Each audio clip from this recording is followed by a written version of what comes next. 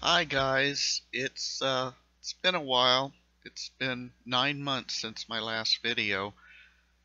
Today is June 2nd, 2015. Uh, I just haven't felt like making a video. Didn't seem necessary because there weren't a lot of physical changes. Things are kind of slowed down. All the major surgeries are done, and uh, hormones are being taken, and it's just kind of settled in. Um, it's been a little over a year since my last chest surgery, and it's been 2 years and 8 months since I first started tea. I'm going to start out first by showing you uh, my upper body, the chest, and because I've been gaining muscle also gradually. I really worked hard, and over the last month I've put on 2 pounds. Yet my clothes are about the same. My thighs in my jeans are getting tighter, the mid thigh. So I'm just going to show you the upper body for starters.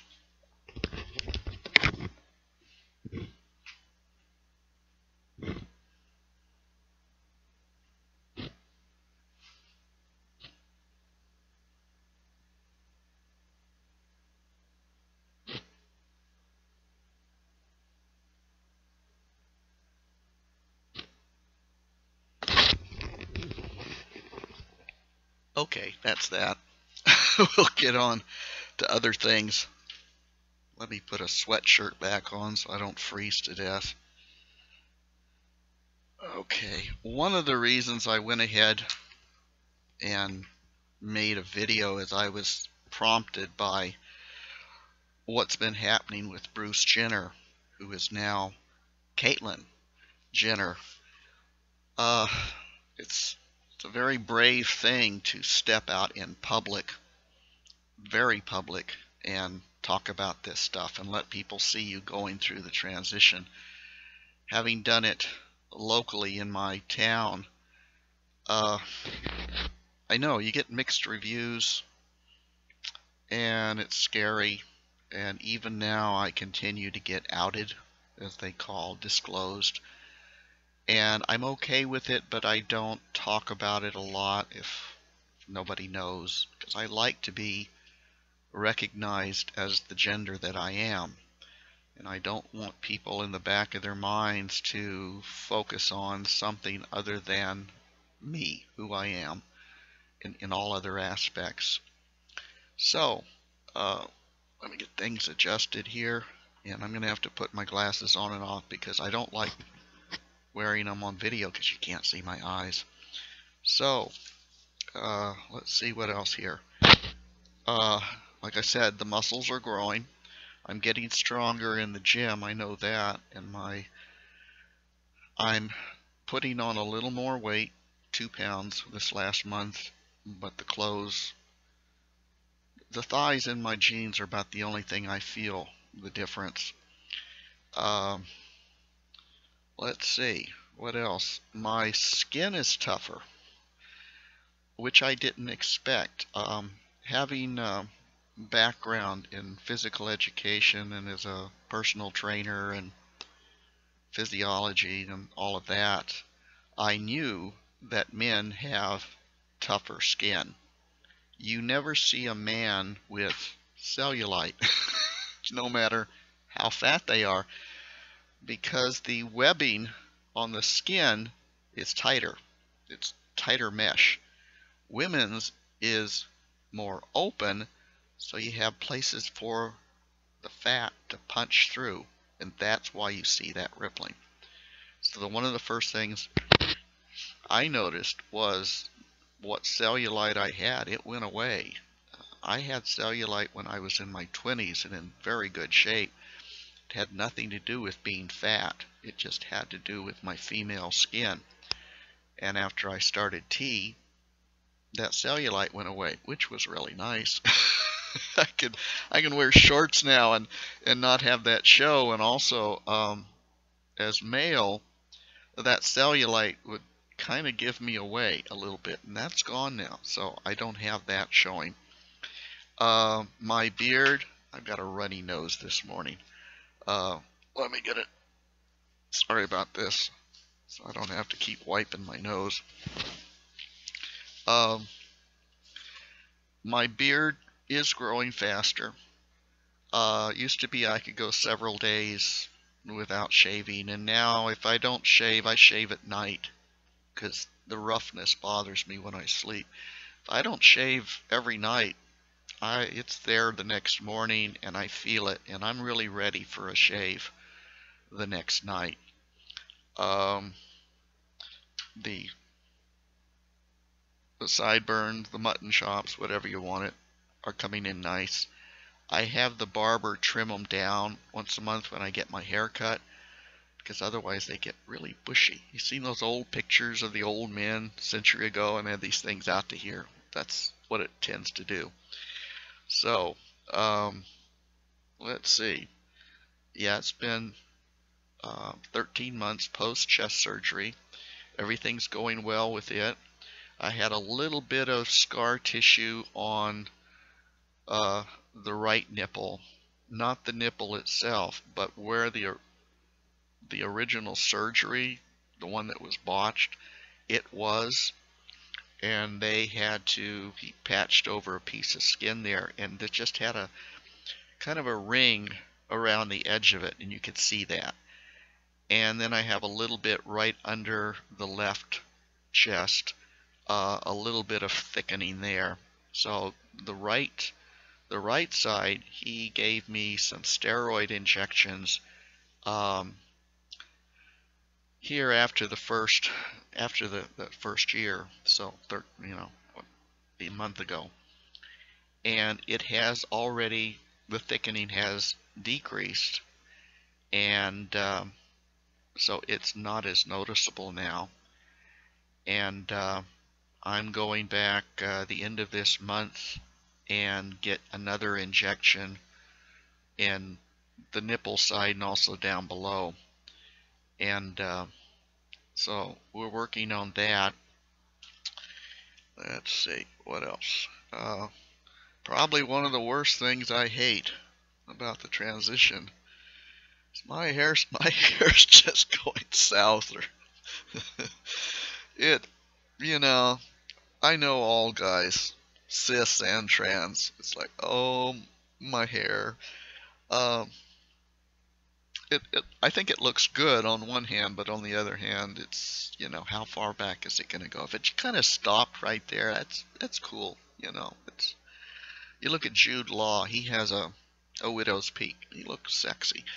It's just the thing of having all this gone, though, really, I don't know. Let's see.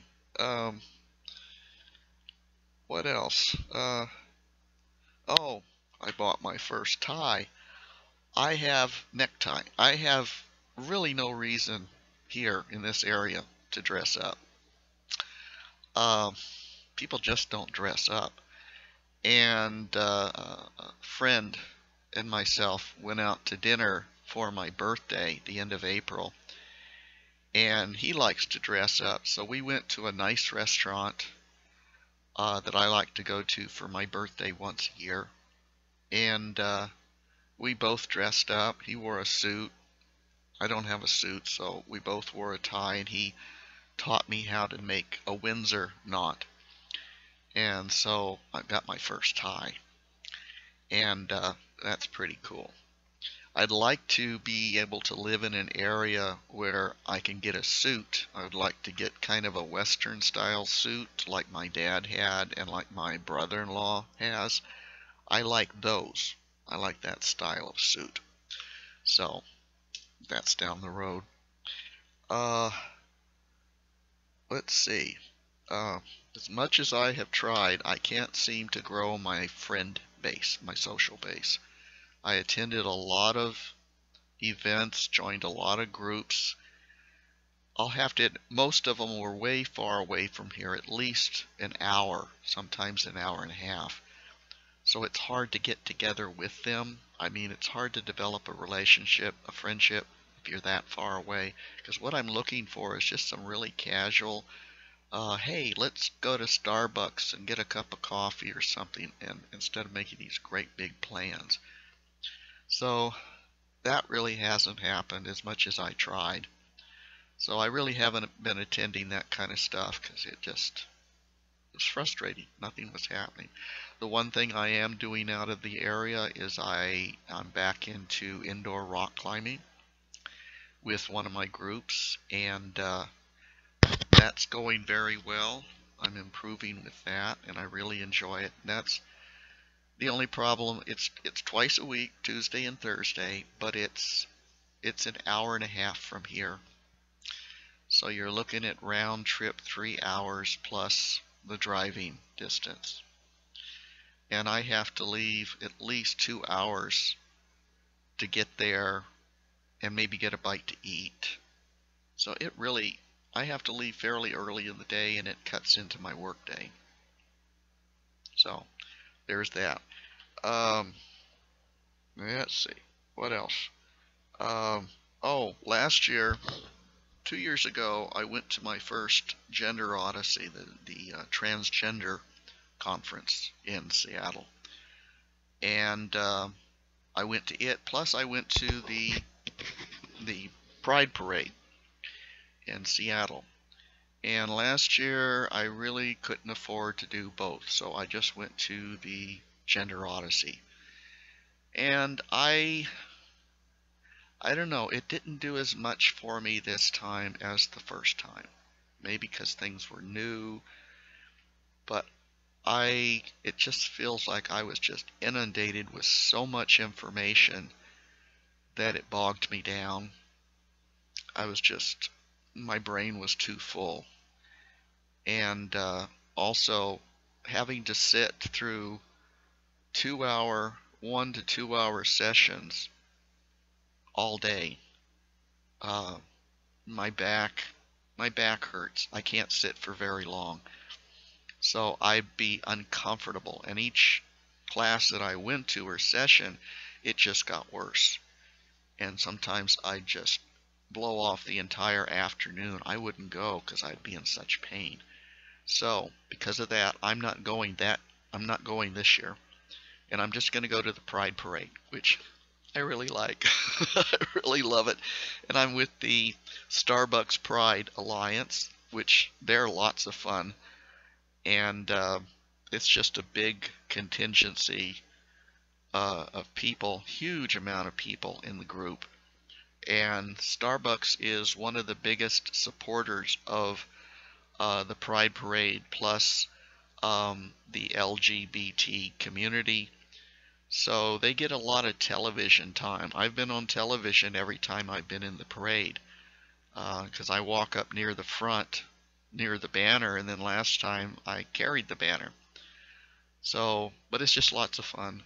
They have a big party prior to the parade where we all gather, and they give us lots of coffee samples to throw out to the crowd. And it's funny because you're walking down the parade route and the people are behind barriers, the crowd. It's like feeding the animals at the zoo. They know you're coming, they know what you do, they know you're throwing out samples, and they're just and if someone throws something and it lands short of the barrier, lands in the street, they literally will be reaching through the barrier trying to get that sample, at which point I'll pick it up and throw it, and I'll kind of hold it for a second like, who wants this? And they're all going, and they throw it out there. It's just lots of fun. And then there's the festival, the Pride Festival, at the end of the parade, and I volunteered to work at it, passing out t-shirts, which will be fun. So that's going to happen, and I'm looking forward to that. And okay, let's go to some of the, I'll call it the bad stuff. Whether it's good or bad, I don't like being considered gay. Maybe it's because of society and the way they treat um, gay and lesbian. Uh, I don't feel gay, whatever that box is, if it is a box. I am a person that likes men. So I don't like that, and I have to work with that in my mind.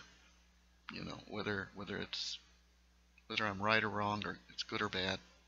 It's just something that's personal.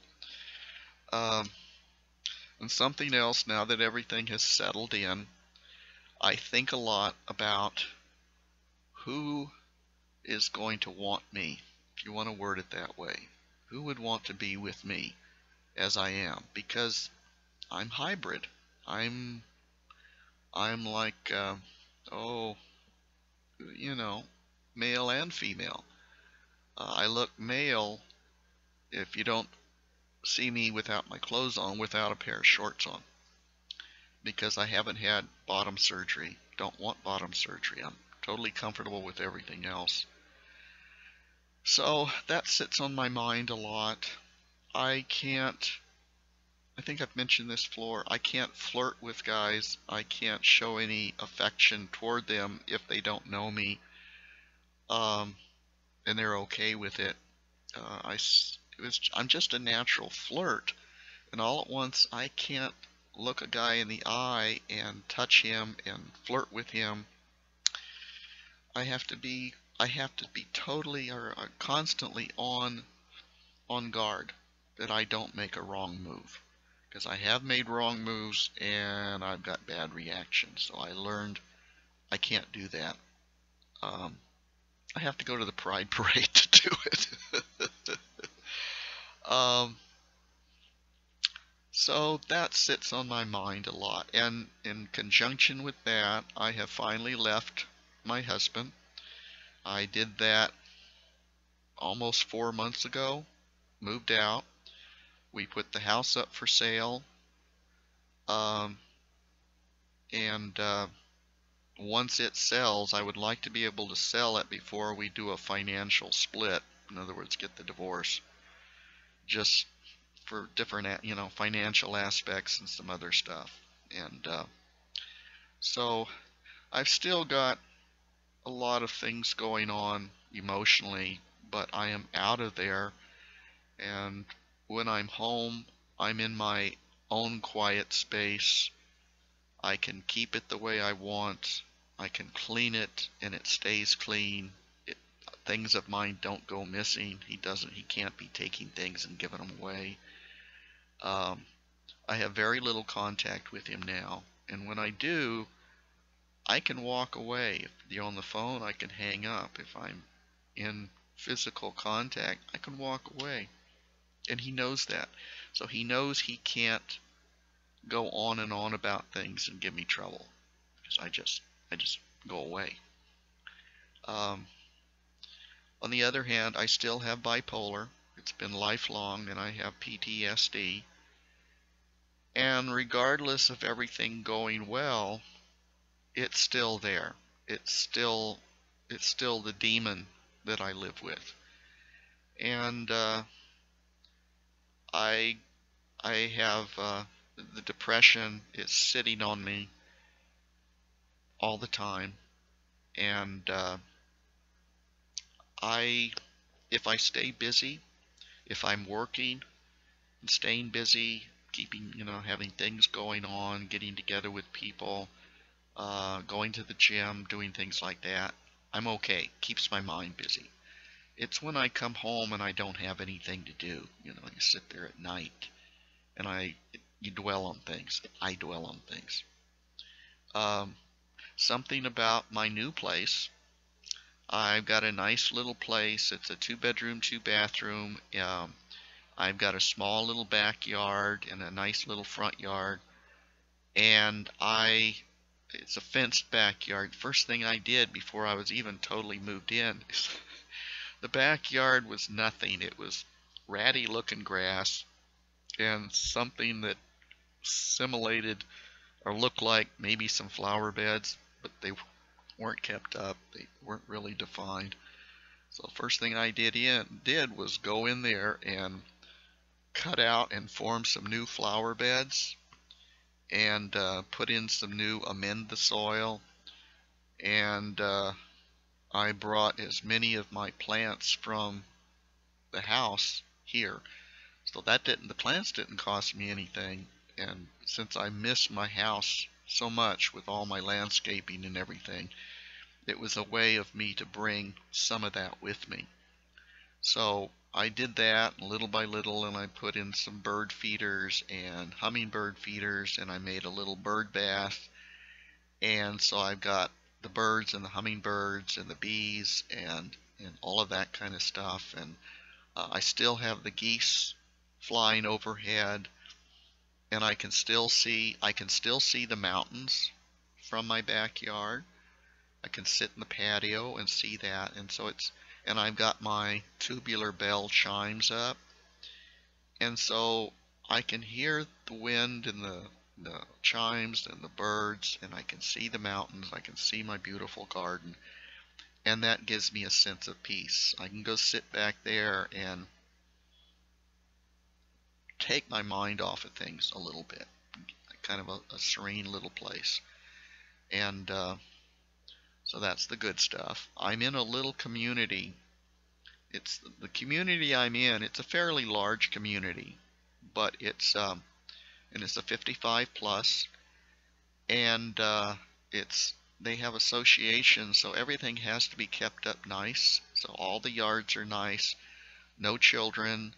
You're not allowed to have junkyard cars sitting around. Everybody has to keep their places up.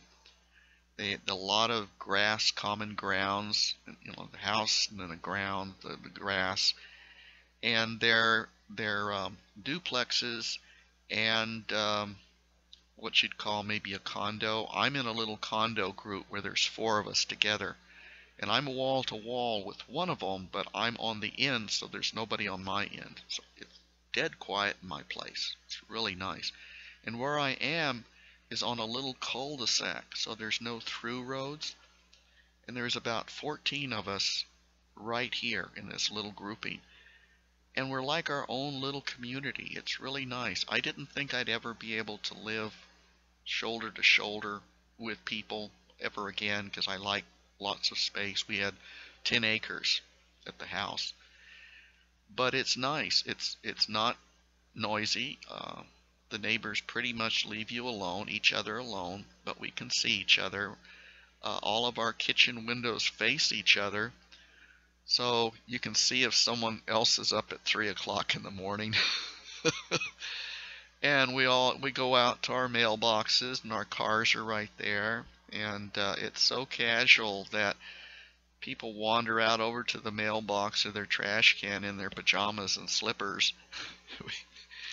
It's just like we're just all like family, and we just mix and match with each other and talk, and I've started helping one of the guys, Richard. He does kind of handiwork around the place, and I started helping him with things around, helping him with stuff that I know how to do, so kind of contributing to the little grouping. So I'm just, did I mention the muscle mass? I don't know if I did. I'll say something again just in case. I've been steadily growing mass, more muscle. I've gained 2 pounds in the last month, and it's been that way. It's about 1 or 2 pounds a month, and it feels good. It looks good. I like lifting, and I like the more muscle, and the fat I think is decreasing. So I think that's about it. I just want to touch on Caitlyn Jenner again. I really admire her. I applaud her. And if you've seen the pictures, damn, she's a good-looking woman. trans women, it's harder for them to transition from male to female. It's just an iffy thing because you're going from a very tall man, big hands, Adam's apple, heavy beard, a low voice, and trying to, adjust all that. Get the Adam's apple shaved, get um, get the hair removed off the entire body. That's very painful. I have a friend who's a trans woman, and she told me about where they have to take hair off of, and it's like, oh, the tender little parts. She don't even. Oh, it's like, oh. They have to learn to train their voice to come up higher. Um, they're big, and they can't get away from that. My friend was a billiard ball going into it, and so she has to wear a wig all the time. There's just things they have to deal with. It. Trans men don't. Most of us just transition very nicely from female to male with very little work. The T takes care of the hair and the voice and the muscle, and we may be a smaller male, but that's easier to get by with than a very tall female, like they have to deal with. At 5'7", I'm not a short man. I'm just kind of a not a short man, but not tall, but not short. And so I get by with that. Um, so I guess that's it. I don't know when I'll be back. I just wanted to touch base, and that's it for now.